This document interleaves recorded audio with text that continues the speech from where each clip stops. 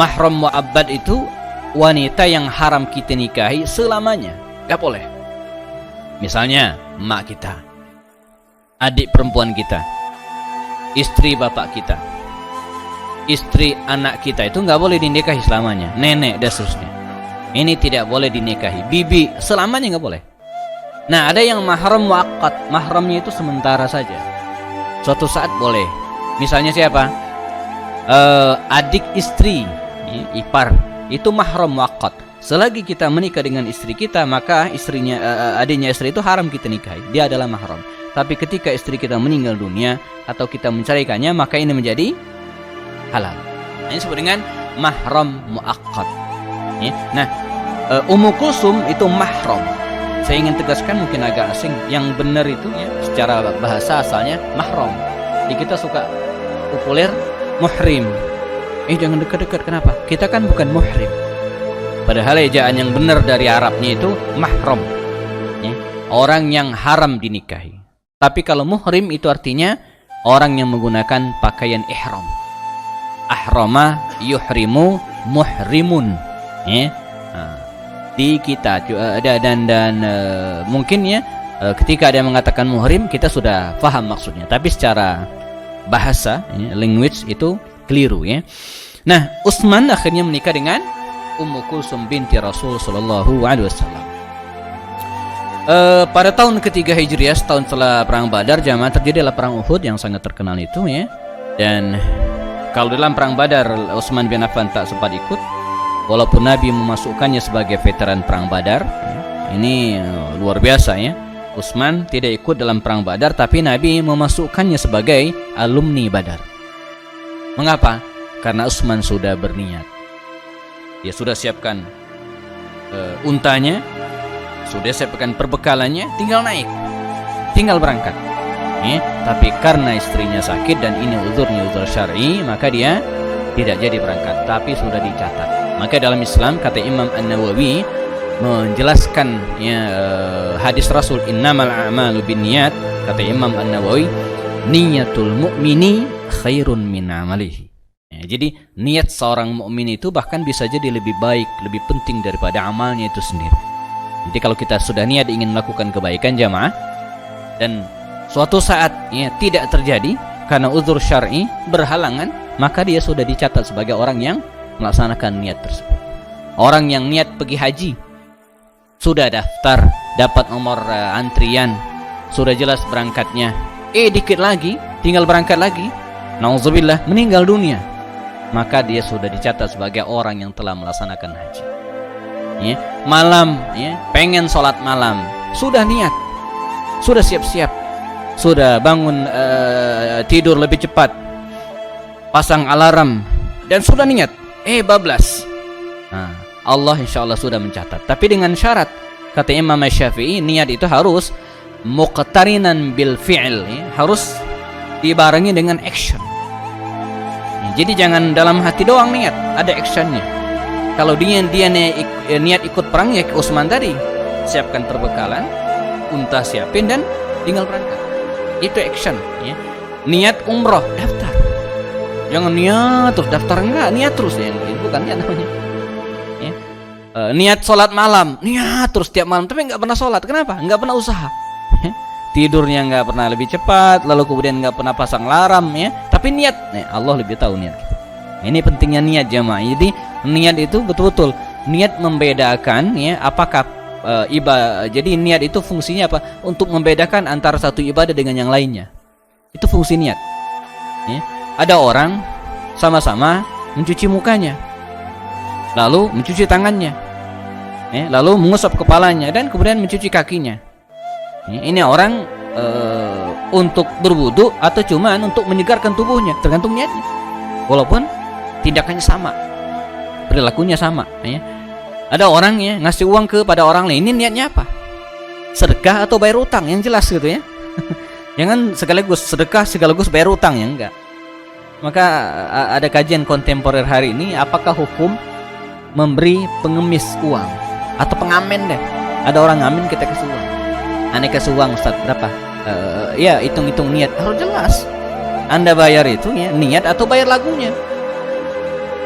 kalau tungguin dulu ya 3 lagu selesai baru bayar, itu bukan sedekah namanya gitu kan, bayar lagunya gitu kan, lain lagi hukumnya ya, beda ya. Nah baik, dalam perang Uhud jamaah diikut, perang Badar tidak sempat, kemudian perang Uhud dia ikut. Perang Uhud ini saya jelaskan ada 3 babak, sering saya ulang. Babak pertama kaum muslimin menang, babak kedua kaum muslimin babak belur, babak ketiga kaum muslimin menang. Nah, pada babak kedua ini yang menentukan luar biasa. Saya ringkas ya, bagaimana peran Utsman ini luar biasa. Ketika Nabi terdesak jamaah, Ibnu Qam'ah berhasil melayangkan tombaknya, terkenal sekali di pipi Rasulullah, tembus ke dalam, mematahkan gigi Rasul.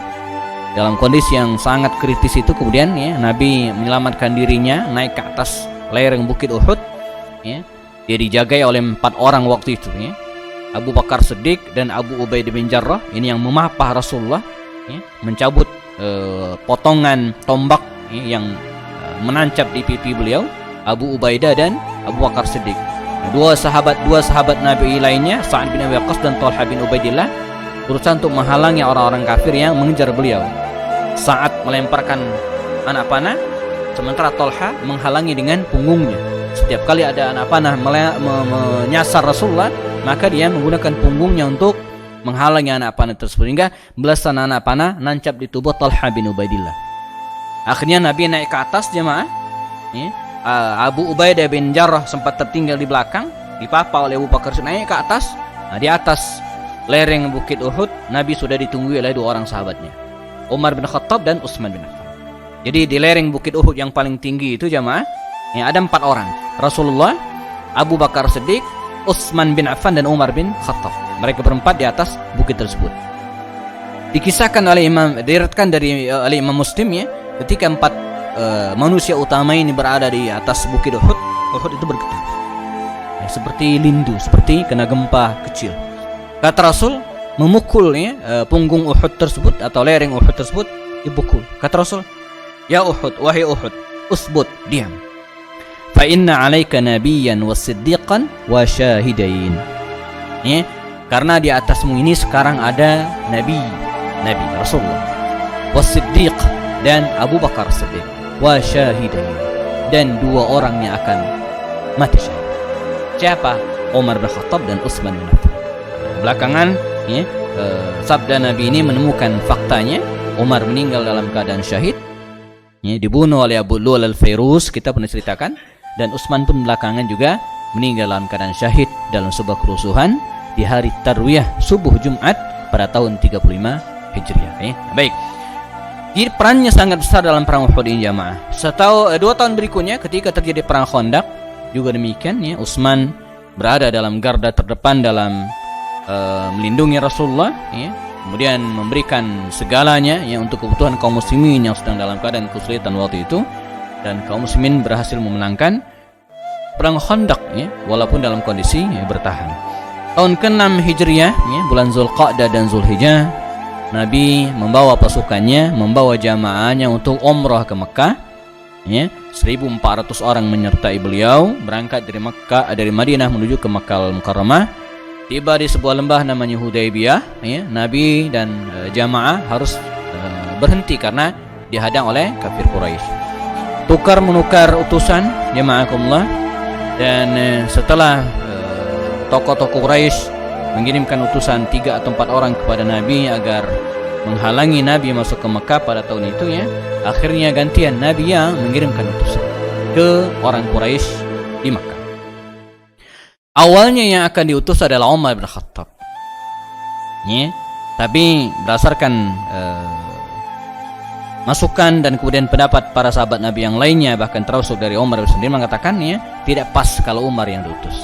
Nah, kita belajar manajemen dari Nabi dalam sebuah kaidah yang disebut dengan the right man on the right place, the right man on the right job.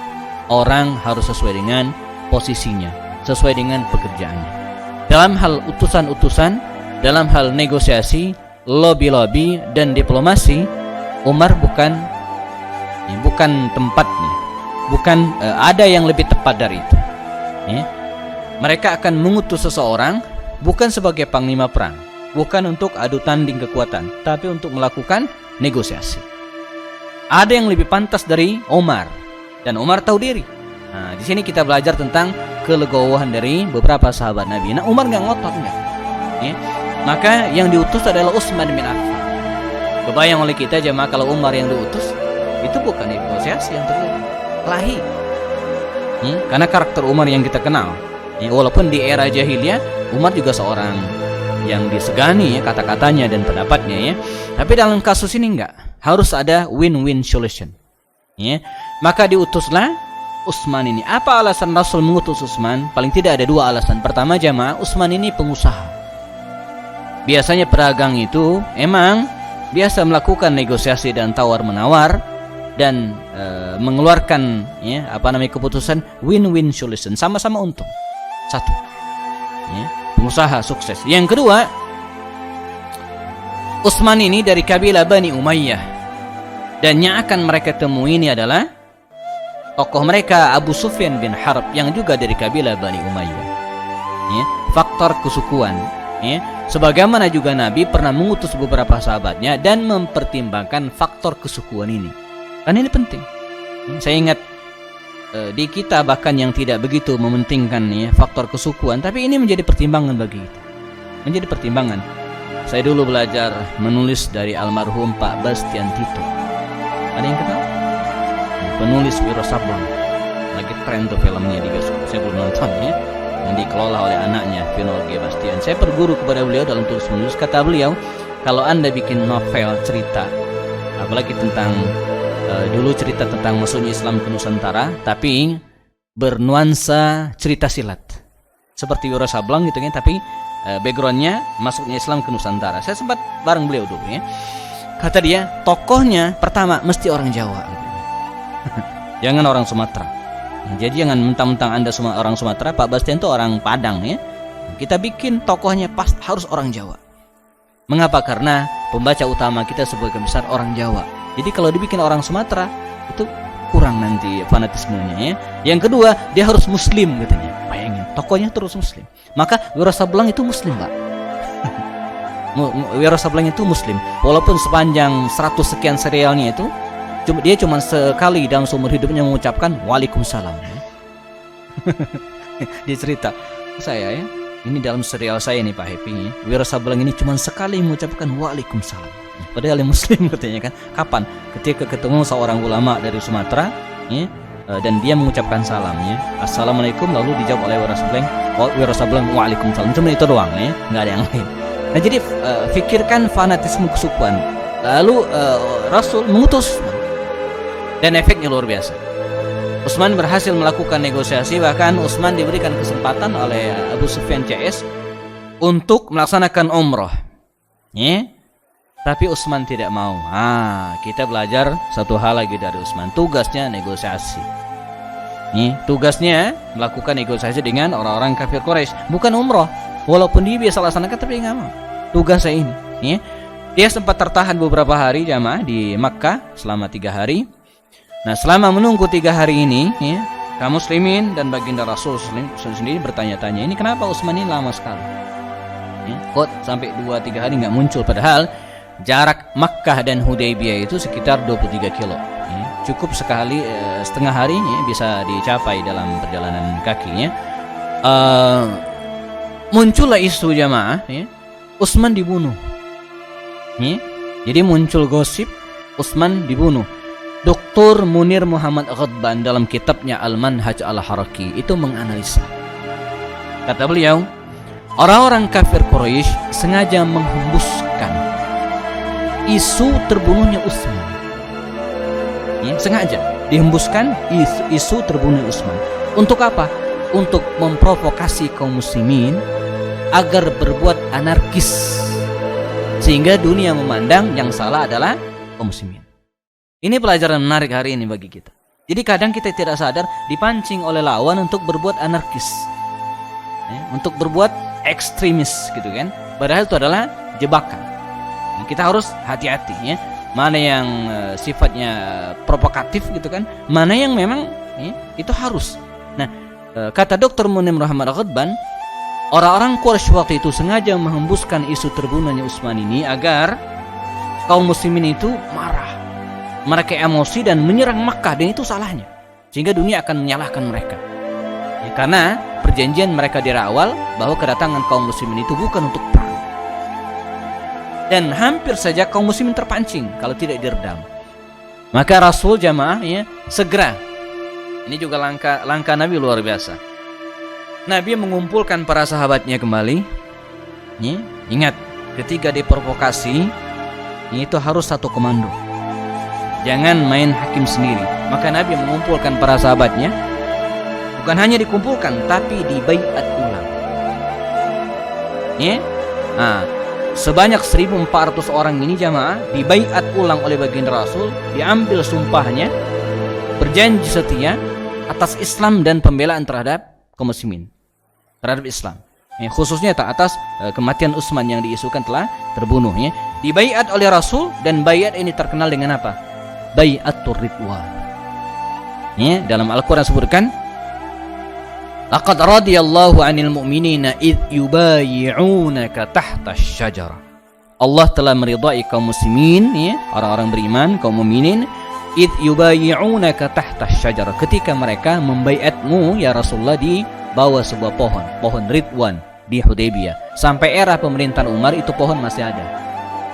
Tapi karena suka disalahgunakan oleh kaum muslimin, mengambil berkah dari pohon tersebut, oleh Umar ditebang. Maka sampai hari ini nggak ada. Yang ada adalah Masjid Asy-Syumaisi atau dikenal dengan Masjid Al-Hudaybiyah. Hari ini masih ada di daerah Hudaybiyah. Di sana ada peternakan unta yang sering dikunjungi oleh para peziarah. Nah, 1.400 orang ini dibaiat ulang oleh baginda Rasulullah SAW, dan Allah meridhai mereka. Para ulama sepakat bahwa peserta baiatur ridwan ini dijamin surga karena mereka diridhai oleh Allah Subhanahu wa taala. Nabi mengumpulkan mereka, diambil sumpah setianya atas Islam, gitu kan, untuk membela Rasulullah, membela kaum muslimin, membela Utsman bin Affan. Begitu baiat ini selesai jamaahkumullah, ya, kucluk Utsman datang. Akhirnya, ya, selesailah, ya, tidak jadi mereka menyerang Makkah, ya, dan tidak lama kemudian datanglah Suhail bin Amr. Ya, kata Rasul, Ja'a Suhail bin Amr datang. Dia kalau datang tidak ada kepentingan kecuali ingin perdamaian, as-sulh. Maka singkat cerita jamaah, terjadilah perjanjian antara kaum muslimin dan kafir Quraisy yang terangkum dalam piagam atau perjanjian Hudaybiyah, as-sulhul Hudaybiyah atau sulhul Hudaybiyah. Perjanjian Hudaybiyah, sulhul Hudaybiyah. Saya tulis lengkap nih kisah tentang sulh Hudaybiyah ini, mungkin bisa didapatkan di panitia bukunya ya. Belajar diplomasi dari sang Nabi, ya, memetik hikmah dari perjanjian Hudaybiyah. Intinya apa? Kaum muslimin harus balik lagi ke Mekah umroh tahun depan. Nah, ini peran Utsman luar biasa dalam perang atau perjanjian Hudaybiyah. Pada poin berikutnya, ya, Utsman bin Affan juga terlibat dalam perang Khaybar, ya, tahun ke-7 Hijriah melawan orang-orang Yahudi Bani Nadir, dan Khaybar ini adalah perang terakhir antara kaum muslimin dan orang Yahudi. Lanjut ke perang berikutnya, ya, Fathu Makkah terakhir tahun ke-8 Hijriah. Utsman bin Affan juga serta, ya. Lanjut perang Hunain, perang Taif, dan terakhir perang Tabuk. Perang Tabuk adalah perang terakhir yang terjadi di masa Rasul. Setelah mereka berangkat di bulan Rajab, ya, Rajab, Sya'ban, dan pulang di bulan Ramadan. Ya. Perang Tabuk ini makan waktu sekitar 50 hari 50 malam. 15 hari perjalanan berangkat, 15 hari perjalanan pulang, 20 hari mereka stay di Tabuk. Dan dalam perang Tabuk ini jamaah, Utsman bin Affan memberikan infak yang luar biasa, ya, sangat besar. Kalau saya cek beberapa buku, ya, terjadi beberapa perbedaan pendapat di kalangan para ulama tentang banyaknya infak Utsman bin Affan. Ada yang mengatakan 300 unta, 500 unta, bahkan ada yang mengatakan 150 unta. Bahkan kalau dikalkulasikan, ya, hampir sepertiga biaya perang itu Utsman bin Affan yang nanggung. Ini luar biasa, ya. Nah, ini memberikan pelajaran kepada kita bahwa Utsman ini bukan hanya orang yang terdepan dalam berperang, tapi juga terbanyak dalam berinfak, termasuk ketika membiayai Ghazwat Tabuk, ya, perang Tabuk yang sangat-sangat luar biasa, ya. Ini perang yang paling sulit, maka tentaranya disebut dengan Jaisul Usrah, Jaishu al-Usrah, ya, tentara yang dalam kesulitan, musim paceklik. Mereka berangkat di bulan Rajab.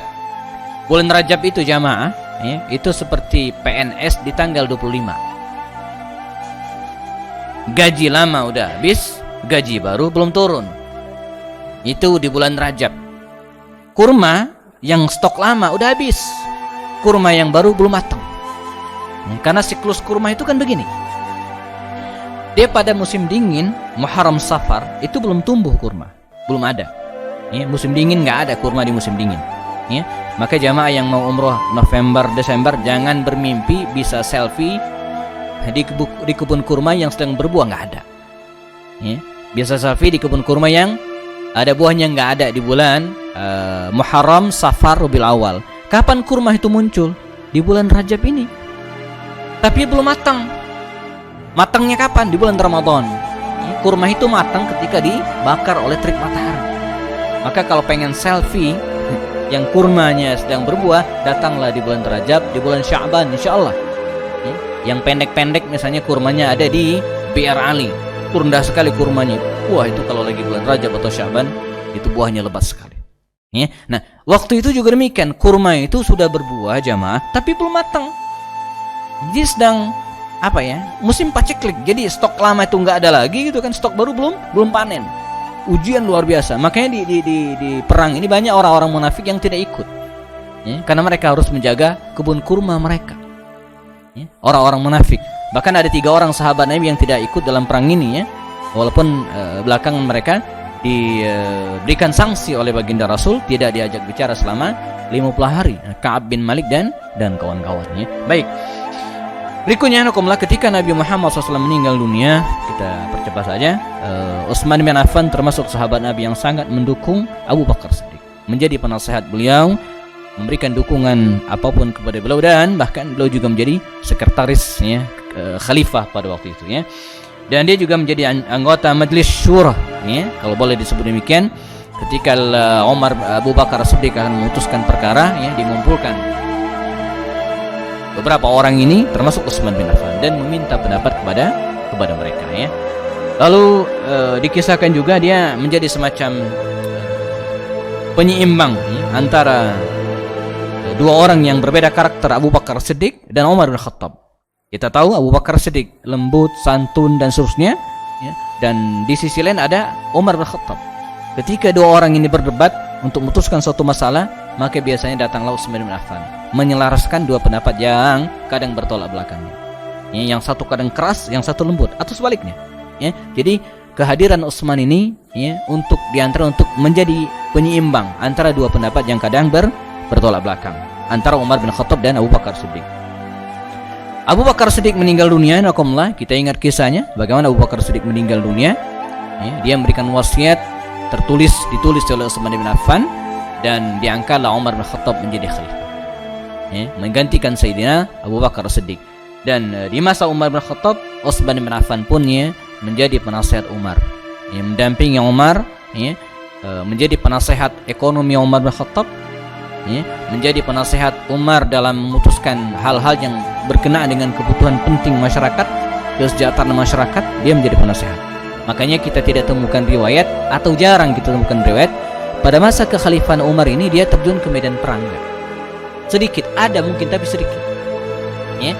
Jadi selama 10 tahun menjabat khalifah, kita sedikit menemukan Utsman ini terjun ke medan perang. Enggak.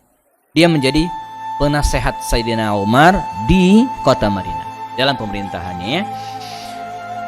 Ketika Umar bin Khattab meninggal dunia jamaah ya, kita ingat kisah Umar ketika meninggal ditusuk oleh Abu Lul Fairuz ketika dipimpin sholat subuh berjamaah. 3 hari kemudian Umar meninggal dunia ya. Sebelum meninggal, Umar bin Khattab memilih 6 orang tim untuk bermusyawarah menggantikan. Tim formatur. Di antara tim tersebut ya, ada Utsman bin Affan, Abdurrahman bin Auf, Sa'ad bin Abi Waqqas, Talha bin Ubaidillah, Zubair bin Awam, Utsman bin Affan, dan Ali bin Abi Thalib. Rapatlah 6 orang ini dan terpilihlah Sayyidina Utsman bin Affan menjadi khalifah pengganti kaum muslimin ya. Maka di masa pemerintahannya ada banyak hal yang dilakukan ya, antara lain, dan ini paling penting, membangun armada angkatan laut pertama dalam Islam. Sebelumnya nggak ada. Kita ingat kisah bagaimana Muawiyah bin Abu Sufyan yang berada di paling ujung kekuasaan kaum muslimin. Jadi Muawiyah itu adalah gubernur yang menjabat dari era pemerintahan Umar di tempat yang paling ujung dari kekuasaan kaum muslimin. Di mana itu? Damaskus, Suriah, Syam hari ini. Dan paling dekat dengan kekuasaan Romawi, Konstantinopel. Kalau jamaah lihat peta, jadi Muawiyah ini penguasa yang gubernur yang paling besar kekuasaannya jamaah wilayah Syam, 4 negara hari ini. Wilayah Syam itu ya paling ujung, paling jauh dari Madinah ya. Madinah Damaskus itu 40 hari 40 malam perjalanan darat. Dulu ya, jauh sekali, paling jauh dibandingkan dengan Makkah, bahkan Yaman sekalipun. Yang kedua, Damaskus ini paling dekat dengan musuh, pusat kekuasaan musuh, Konstantinopel, Romawi. Ya. Kata Muawiyah bin Abu Sufyan pernah berkirim surat kepada Umar bin Khattab, ya Khalifah, ya, untuk menaklukkan wilayah kekuasaan Romawi ini tidak mungkin jalan laut, mesti lewat tidak mungkin lewat darat, mesti lewat laut. Nyebrang harus. Ya. Untuk itu saya mengajukan proposal agar diperkenankan membangun angkatan laut.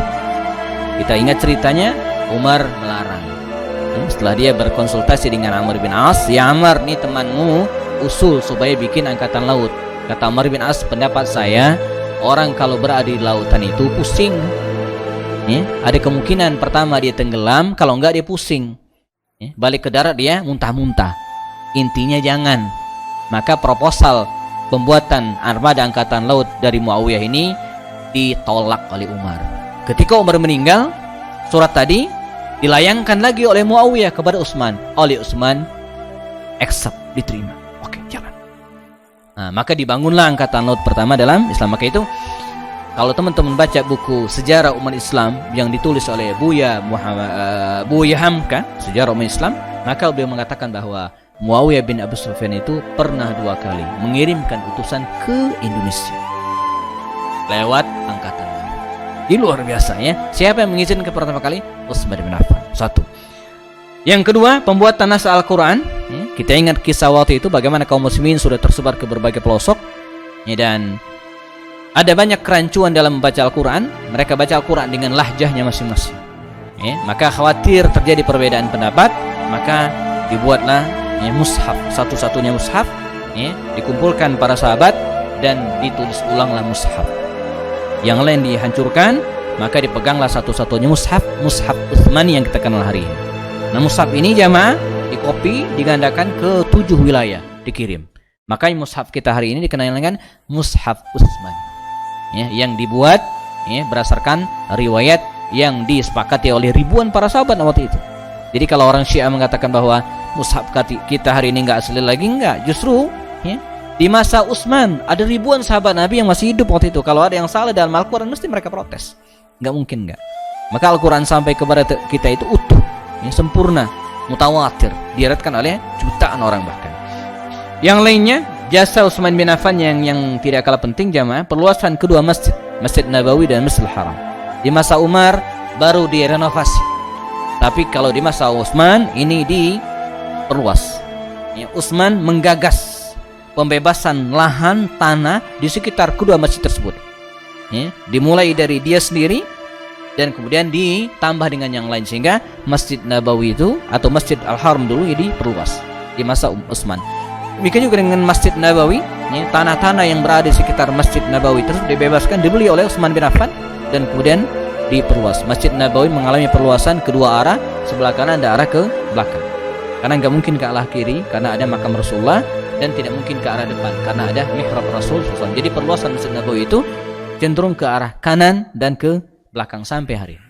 Jadi kalau jamaah lihat bekas ya, perluasan Masjid Nabawi ya, sampai hari ini ada potongan-potongan, ada bangunannya itu selalu ke belakang atau ke kanan, tidak ke kiri. Sebab ke kiri ada makam Rasul SAW. Yang berikutnya ya, menetapkan Jeddah ya, sebagai pelabuhan. Ya, makanya nenek moyang kita dulu, yang orang pelaut itu ya, nenek moyang kita orang pelaut itu, kalau mereka umrah mesti ke Jeddah, mampirnya ke Jeddah. Dan belakangan ketika ada pesawat, ya, lalu bandaranya juga berada di Jeddah. Nah dulu dari masa Utsman bin Affan ditetapkan pelabuhan yang bisa mengakses langsung Mekah itu ada di Jeddah. Secara politik ya, beliau juga mengukuhkan beberapa pejabat yang ada di masa Umar. Misalnya Amr bin As dikukuhkan ya, sebagai gubernur Mesir karena dialah yang menaklukkan Mesir. Muawiyah bin Abu Sufyan ya, selama 10 tahunan menjadi gubernur Mesir, gubernur Syam, dikukuhkan sebagai gubernur. Mughirah bin Syu'bah ya, yang tadinya menjabat wali kota Kufah ya, lalu kemudian Abu Musa al-Asy'ari di Iran ya, Basrah ya, dan sekretaris negara dikukuhkan lagi yang tadinya Zaid bin Thabit tetap ke beliau ya. Nah, baru di tengah perjalanan jamaah, dan ini mulai muncul konflik ya, dan fitnah ya. Bagaimana Utsman bin Affan lewat bisikan ya Malik bin Marwan waktu itu ya, Marwan bin Hakam ya. Marwan bin Hakam ini jamaah seorang yang tadinya tawanan Fathu Makkah ya, tidak diizinkan oleh Nabi masuk Makkah, tapi atas jaminan dari Utsman akhirnya dia diperkenankan. Artinya ini orang kontroversi. Nah, kononnya dialah yang membisikkan beberapa kebijakan kepada Utsman, yang kebetulan waktu itu juga Utsman sudah lanjut usia, di atas 70 tahun usianya ya. Dan mulai dilakukan beberapa perombakan pejabat ya. Misalnya kalau sebelumnya Umar ya, sempat mengganti ya, memberhentikan Sa'ad bin Abi Waqqas yang menjabat dua wilayah Irak dan Iran, oleh Umar bin Khattab dibagi menjadi dua. Irak dipimpin oleh Mughirah bin Syu'bah dan Iran atau Basra dipimpin oleh Abu Musa al-Asy'ari ya. Dan ketika Utsman menjadi khalifah dan dia pulihkan lagi kedudukan Sa'ad bin Abi Waqqas tersebut sebagai gubernur Kufah. Ini memunculkan konflik ya. Kemudian setahun berikutnya digantikan dengan Walid bin Uqbah ya. Walid bin Uqbah ini jamaah ini tokoh kontroversi yang diangkat oleh Utsman ya, menggantikan sahabat terkenal Sa'ad bin Abi Waqqas. Siapa Walid bin Uqbah? Walid bin Uqbah ini ya, kalau jamaah baca tafsirnya surat Al-Hujurat, in ja'akum fasiqun binaba'in fatabayyanu, manakala datang kepadamu seorang fasik ya, maka lakukanlah check and cross check ya, tabayyun. Nah, tokoh yang dimaksud fasiqun binaba ini itu adalah Walid bin Uqbah ini. Ini tokoh kontroversi, dan ini yang kemudian menuai kritik dari sebagian para sahabat Nabi waktu itu ya. Mengapa Walid bin Uqbah ini diangkat sebagai gubernur Kufah menggantikan sahabat senior Sa'ad bin Abi Waqqas? Dan dirunut juga ternyata Walid bin Uqbah ini saudara si ibu berlainan ayah dengan Sayyidina Utsman bin Affan. Jadi ibu mereka satu tapi ayahnya berbeda, karena Walid ini ayahnya Uqbah dan Utsman ya, ayahnya Affan ya. Dianggap Utsman pertama mengangkat orang yang kontroversi, bermasalah. Yang kedua masih ada hubungan darah dengan Utsman, dianggap nepotisme ya. Jadi kita akan bahas. Yang lainnya juga jamaah, Hakam bin Abil As yang semula sangat memusuhi Islam dan masuk Islam pada era Fathu Makkah, diundang kembali oleh Utsman bin Affan bersama dengan anaknya Marwan bin Hakam. Nah, orang Marwan bin Hakam ini yang kemudian sering membisikkan banyak kebijakan kepada Utsman bin Affan ya. Lalu Gubernur Amr bin As ya. Bayangin, Amr bin As pembebas Mesir ya, digantikan ya, dengan Abdullah bin Abi Sarrah ya. Abdullah bin Abi Sarrah ini saudara sepersusuan Utsman bin Affan. Nah, beberapa kebijakan ini jamaah ya, diprotes oleh banyak kalangan ya. Kemudian bahkan sampai pada titiknya muncul tuntutan untuk meminta Utsman bin Affan mundur ya. Meminta Utsman bin Affan untuk mundur. Dan dijembatani oleh beberapa orang sahabat Nabi ya. Lalu terjadilah pertemuan besar, dikisahkan ya. Utsman berdiri di atas podium dan kemudian meminta para sahabat waktu itu ya untuk memprotes beliau. Silakan. Ini apa yang kurang dari saya, kata Utsman. Maka beberapa orang mengajukan dan terjadilah negosiasi. Beberapa orang yang diminta untuk mundur itu dipecat oleh Utsman bin Affan, digantikan dengan terus ya. Dan ternyata emang sulit. Ini masalahnya ya. Jadi kalau disebut Utsman itu berlaku nepotisme, tidak ya, karena susahnya adalah Utsman ini jamaah dari Bani Umayyah yang sangat besar, klannya sangat besar. Mungkin kayak etnis Jawa bagi kita hari ini, sangat besar. Jadi siapapun yang diangkat, kalau dirunut mesti ada hubungan. Tidak saudara sepersusuan, saudara seibu, saudara susni, jadi sulit ya. Jadi siapapun yang ditunjuk oleh Utsman itu mesti ada hubungan darah. Nah ini yang tidak bisa dipungkiri pada waktu itu ya. Bahkan Utsman sempat silakan protes, siapa yang mesti saya ganti, kata Utsman bin Affan radhiyallahu anhu ya. Dan sempat diam ya, tidak ada tuntutan lagi ya. Tapi yang terakhir ya, ketika Utsman bin Affan dianggap banyak mengeluarkan uang untuk keluarganya, untuk orang-orang yang selama ini dianggap kontroversinya, ini juga diprotes oleh sebagian anak-anak muda waktu itu ya. Tapi Utsman menjelaskan, itu uang saya, dan sepanjang sejarah Utsman tidak pernah mengambil sepeser pun uang gajinya, karena ini orang kaya. Jadi ini juga repot emang kalau jadi pejabat itu. Jadi pejabat itu saya bayangin, jadi pejabat itu jemaah kalau dibagi-bagi duit salah, dianggap apa? Pejabat bagi-bagi duit dianggap money politik, ya enggak? Jadi ada pejabat nih, bagi-bagi duit itu dianggap money politik. Pejabat terima duit dianggap apa? Bukan korupsi. Kalau pejabat terima duit, gratifikasi. Jadi yang susah.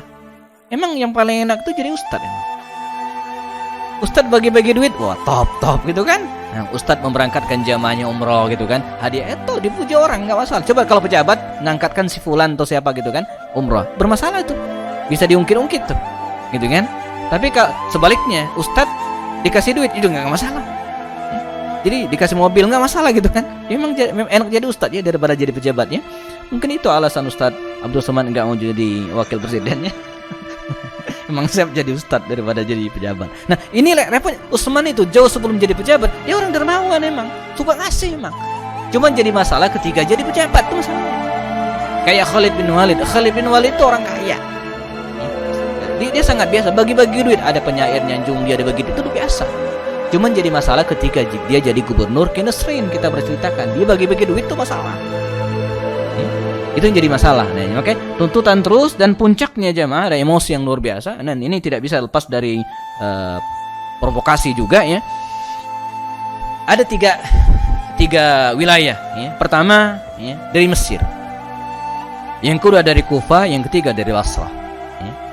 Masing-masing mengutus memobilisasi massa ya. 500 orang berangkat dari Mesir, dari Kufah dan dari Basrah. Total sekitar 1.500 orang berangkat dari tiga wilayah ini jemaah. Ya, mereka datang ke Madinah Al-Munawwarah dengan masing-masing pimpinan anak mudanya. Ini anak-anak muda semua enggak terkenal ya. Ada Al-Ghafiqi, ada Abdullah bin Aslam, ada ini orang enggak terkenal, anak-anak muda. Ya, bahkan sebagian bukan sahabat Nabi ya, generasi tabi'in generasi berikutnya. Mereka menuntut kepada Khalifah Utsman untuk mundur dari jabatan kekhalifahan. Ya, dan Utsman tidak mau. Karena ini amanah. Nah, ini adalah amanah. Terjadilah negosiasi dan difasilitasi oleh Sayyidina Ali bin Abi Thalib radhiyallahu anhu. Madinah sempat dikepung selama 40 hari lamanya waktu itu ya. Dan akhirnya ya, beberapa utusan ini ya, ketemu dengan Utsman bin Affan di mediasi oleh Ali bin Abi Thalib. Terjadilah beberapa kesepakatan. Utsman bin Affan berjanji untuk mengubah beberapa kebijakannya dan deal oke. Di antaranya adalah Utsman bin Affan berjanji, tertulis di atas kertas. Waktu itu belum ada materai. Kalau sekarang pakai materai mungkin ya 6.000 ya. Dulu belum ada. Terjadi kesepakatan yaitu Utsman bin Affan akan mengganti gubernur Mesir Abdullah bin Abi Sarrah ya, yang masih dianggap saudara dari Utsman bin Affan tadi ya, akan diganti dengan seorang anak muda Muhammad bin Abu Bakar As-Siddiq, putra Abu Bakar Siddiq. Ini poinnya. Ini puncaknya. Jadi di antara sekian banyak tuntutan itu, antara lain yang dikabulkan adalah Utsman berjanji, tertulis di atas kertas, di stempel ya, oleh khatam, oleh stempelnya Utsman, bahwa dia akan mengganti Abdullah bin Abi Sarrah gubernur Mesir dengan Muhammad bin Abu Bakar Siddiq. Deal, sepakat, oke.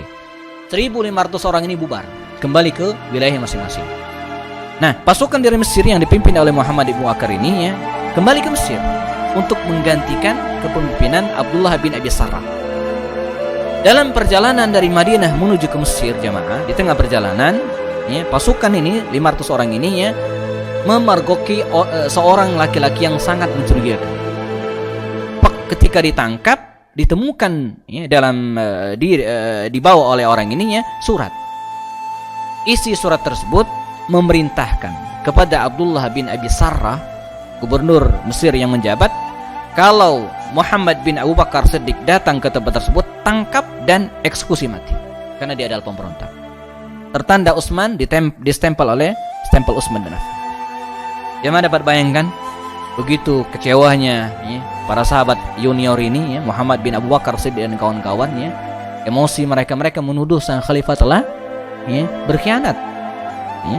Surat pertama mengatakan bahwa mereka akan datang ke Mesir dan mengganti Abdullah bin Bisara dengan Muhammad bin Abu Bakar, sementara surat yang mereka temukan ini sebaliknya, memerintahkan kepada Abdullah bin Abi Sarrah untuk menangkap Muhammad bin Abu Bakar dan menjatuhkan hukuman mati kepada Muhammad bin Abu Bakar. Emosi tak terkendalikan jemaah, Muhammad bin Abu Bakar segera memanggil ulang pasukan dari Basrah dan Kufah tadi, dan mereka kembali lagi ke Madinah Al-Munawwarah, mengepung rumah Sayyidina Utsman bin Affan ya, dan kemudian tidak bisa dipertahankan lagi dan tidak bisa diklarifikasi lagi. Kekisruhan sudah begitu luar biasa, fitnah sudah tidak bisa ditahan lagi ya.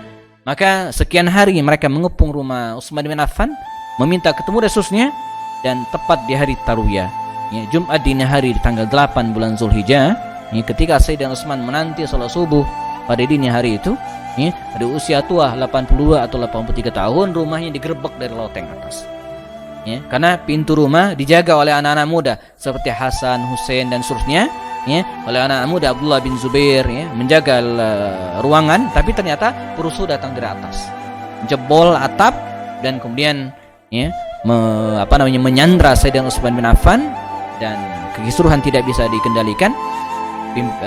Muhammad bin Abu Bakar ya, waktu itu sempat ketemu dengan Utsman. Kata Utsman, ya Muhammad bin Abu Bakar, ya Muhammad ya, ini kalau bapak anda tahu, Abu Bakar Siddiq, kalau bapak anda tahu ya, dia pasti akan sangat marah.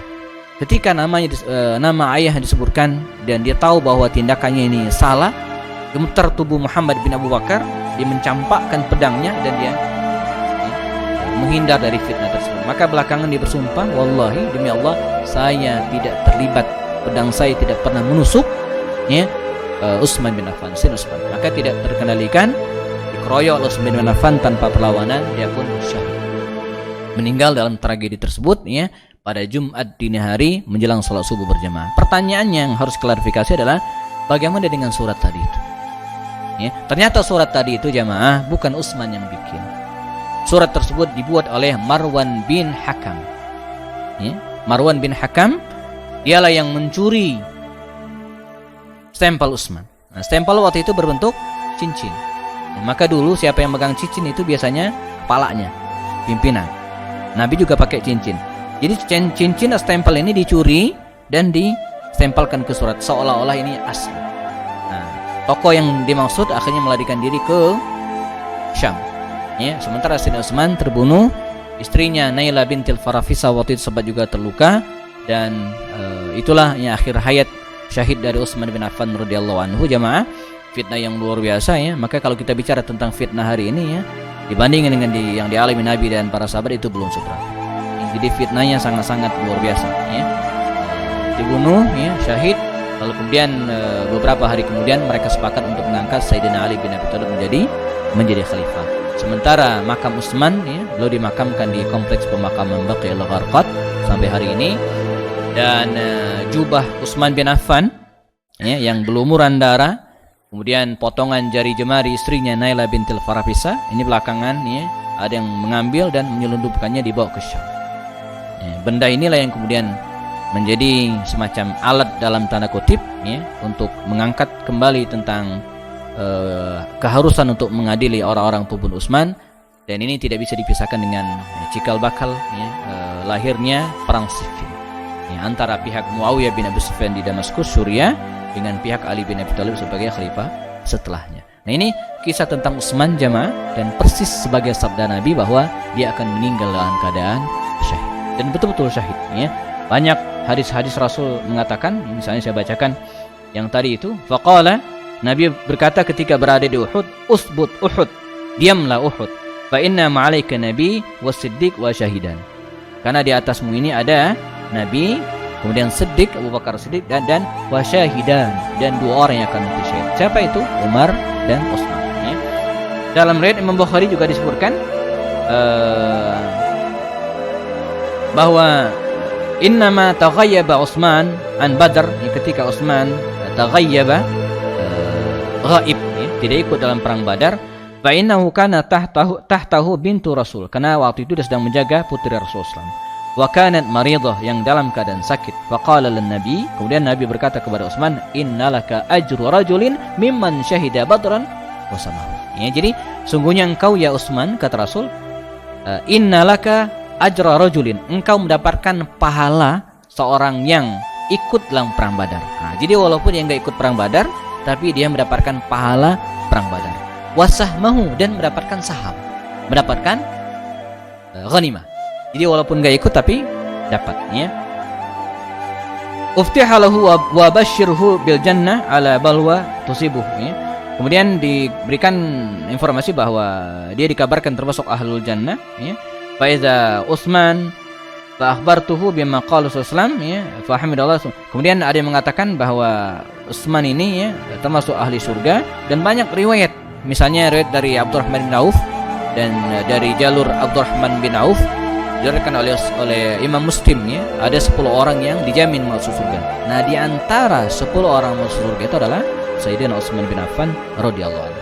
Jadi clear, para ulama sepakat, jumhur sepakat, tidak ada yang mengingkari Utsman ini min ahli Badar, dan seluruh veteran perang Badar itu ma'fu, dimaafkan dan jamin surga. Yang kedua, ya, dia termasuk 10 sahabat jamin masuk surga, dan Nabi pun menyatakan dirinya dia akan meninggal dalam keadaan syahid. Kita cut sampai di sini jamaah. Selesai kisah tentang Utsman bin Affan radhiyallahu anhu, seorang sahabat yang luar biasa dan meninggal dalam keadaan syahid sebagaimana yang diprediksi oleh baginda Rasul sallallahu alaihi wasallam. Kita cukupkan jam 1 tepat. Kita sempurnakan dulu. Kalaupun ada yang ingin tanyakan nanti kita bisa bahas, ya, secara non formal insyaallah. Jazakumullah khair jaza. Selesaikan dengan kafarat.